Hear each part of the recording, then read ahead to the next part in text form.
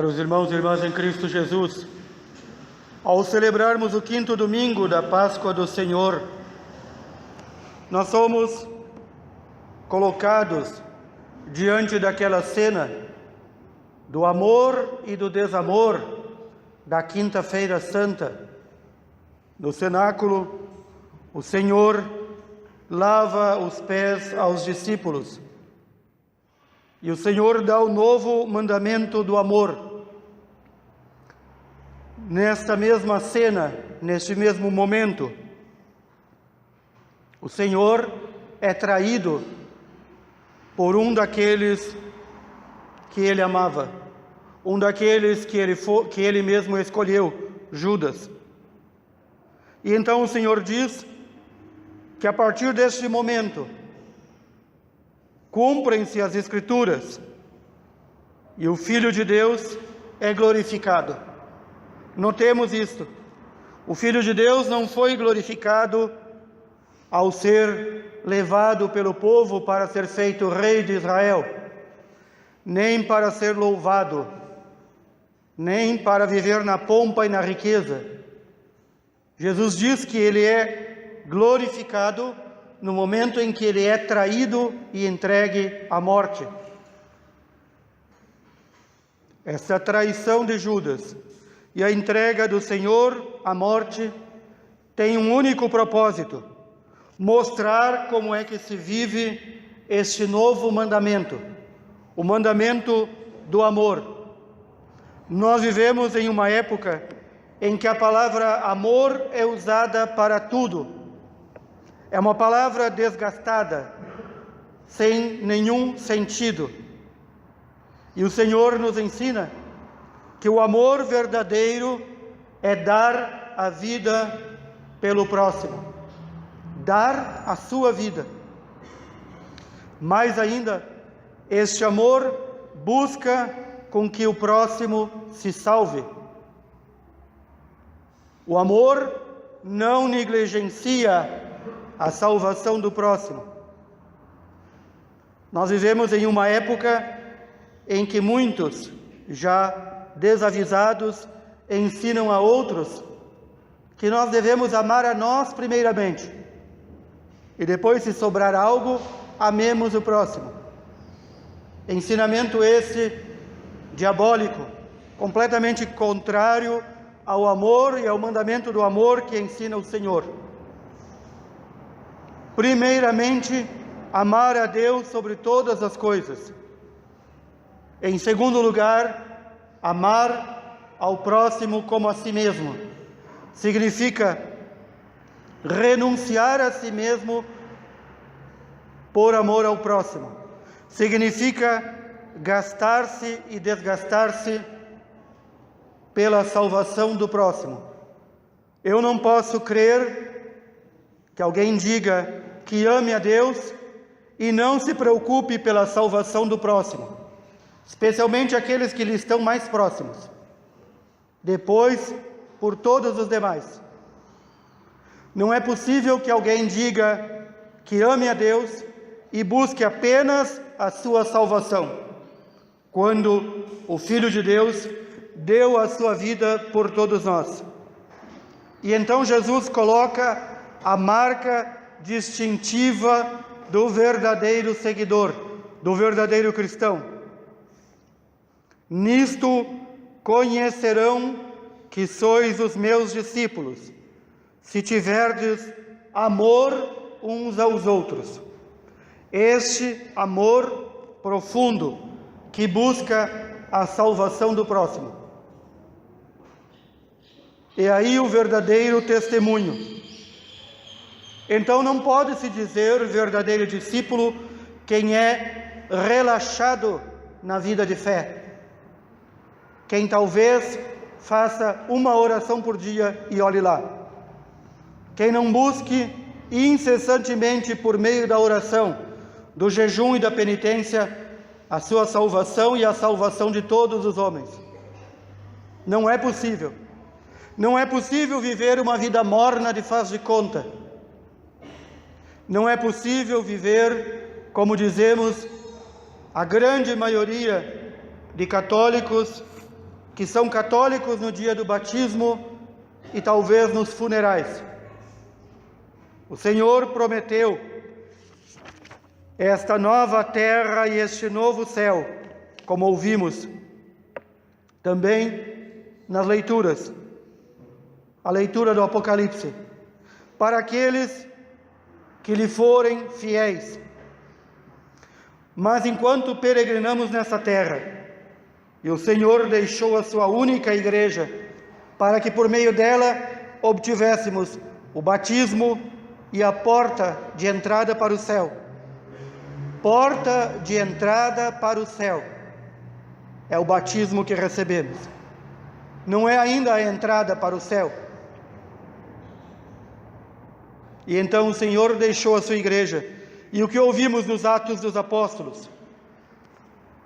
Os apóstolos, depois de muito peregrinar por várias regiões, levando a palavra de Deus, batizando e convidando todos à conversão, deixam esta mensagem, que para os homens e mulheres de hoje é meio ofensiva, porque os homens e mulheres de hoje são feitos de gelatina, se ofendem por qualquer coisa, têm medo de qualquer coisa. Eles dizem de forma dura: é preciso que passemos por muitos sofrimentos para entrar no reino de Deus. Repito, é preciso que passemos por muitos sofrimentos para entrar no reino de Deus. Com isto os apóstolos estão dizendo: não basta batizarmos-nos, temos que viver esta luta renhida que é a vida de um cristão, a rejeição de tudo aquilo que há de mal no mundo e que pertence ao mundo e ao demônio,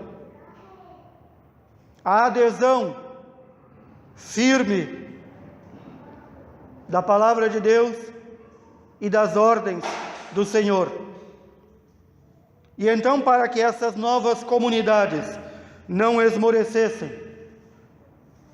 não morressem com medo dos desafios, os apóstolos colocam sobre cada uma delas, à frente de cada uma delas, presbíteros. Para aqueles católicos que ainda não estudaram a sua fé e têm preguiça da catequese dos adultos, presbíteros é a palavra correta para aquilo que todos chamamos padres.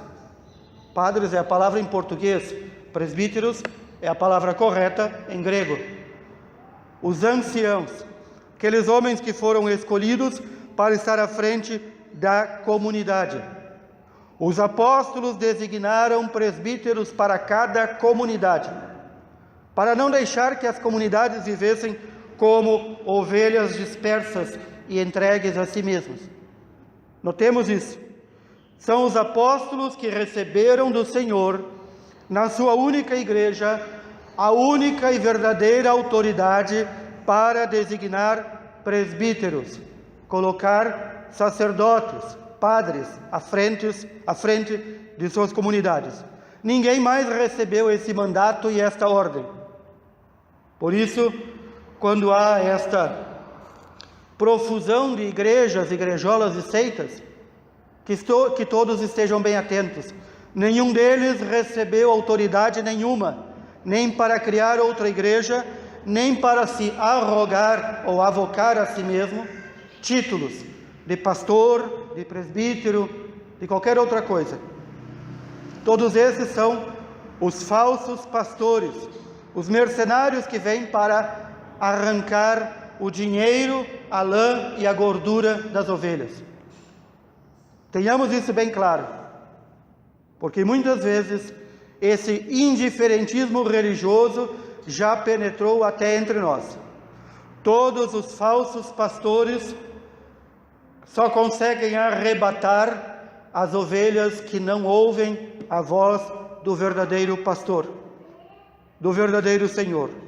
É isso que temos ouvido também no domingo passado. As verdadeiras ovelhas seguem o verdadeiro pastor. As minhas ovelhas seguem e escutam a minha voz, diz Jesus. e ninguém pode arrebatá-las. Quem são aqueles que se bandeiam para seitas, igrejolas e tantas outras coisas fundadas pelos homens e pelo demônio? Aquelas ovelhas que não escutam a voz do único e verdadeiro pastor. Tenhamos isso bem claro. Tenhamos isso bem claro. Somente aos apóstolos foi dado o poder para continuar a igreja. Somente aos apóstolos foi dada a autoridade para colocar os presbíteros, os padres, à frente de cada uma das comunidades. Quem são os sucessores dos apóstolos? Que foram os bispos. São os nossos bispos. De modo que ninguém pode chegar aqui diante desta comunidade e dizer: eu sou o vosso padre, se não tiver o mandato do bispo. Ninguém pode chegar em uma comunidade, em uma paróquia e dizer: eu agora me nomeei padre e estou aqui para comandá-los. São os apóstolos que nos designam. São os apóstolos que nos colocam para ensinar a doutrina dos apóstolos. E são aqueles que escutam a voz do único pastor de todas as ovelhas, que vão viver na morada eterna, como foi revelado a João. Esta morada eterna, onde Deus enxugará toda lágrima, onde a morte não existirá mais, não haverá mais luto, nem choro, nem dor, porque o mundo velho, esse que vivemos, o mundo caduco, terá passado. E então o Senhor diz: eis que faço novas todas as coisas.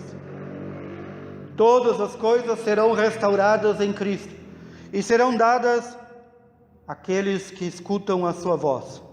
Mas não esqueçamos também, enquanto peregrinamos nesta terra, se queremos ser verdadeiramente discípulos do Senhor, temos que dar o testemunho do amor. O amor que busca a salvação do próximo, que busca levá-lo à salvação. O amor que dá a vida pelo próximo. E por causa disso, deste perfeito seguimento do Senhor, então enfrentaremos muitas dificuldades nesta vida. A vida de um cristão verdadeiro não é uma vida de flores e alegrias. Queremos ver como é a vida verdadeira de um cristão? Estudemos como cada um dos apóstolos terminou a sua vida. Estudemos como cada um de nossos irmãos que foi glorificado, santo, no céu, viveu nesta vida. E nós aqui nos queixamos por qualquer coisinha. Significa que precisamos pedir ao Senhor que aumente seu amor em nós e nos ajude a dar testemunho de seu amor a todos os homens. Não dá para viver como cristãos de faz de conta. Não dá para viver como cristãos que receberam apenas o batismo. Não dá para viver como cristãos de nome. Ou então, não herdaremos a nova terra e o novo céu, a vida eterna que o Senhor nos promete. Que o Senhor seja glorificado também pelo testemunho de nossa vida. Louvado seja nosso Senhor Jesus Cristo.